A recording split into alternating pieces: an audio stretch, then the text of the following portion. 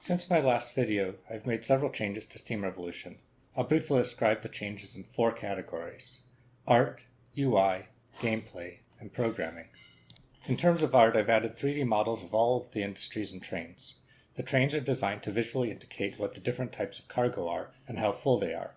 The trains are also animated with smoke so that the world looks more alive. I have also significantly improved the quality of the terrain. The ground appears more like grass, the water appears more like water, and the trees dot the landscape. The train tracks also appear much nicer, and the metal rails will glint in the sun. Rendering performance has been significantly improved, and it's possible to see the entire world at a high frame rate. In terms of UI, I have reworked the control to be more obvious how to do things. It's now possible to click buttons to perform any actions instead of just using keyboard shortcuts. Shortcuts still exist and are displayed in tooltips when you hover over a button so that they can be discovered. Perhaps the most important feature is that I've made dialogues for building trains and checking the status of industries and level completion goals.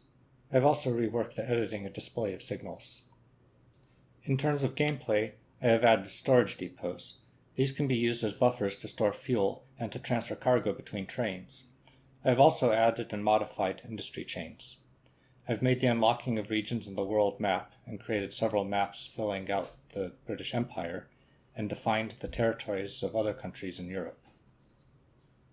On the purely programming side of things, I have switched from using DirectX 11 to DirectX 12. This has resulted in the game being much faster, both on the CPU and GPU.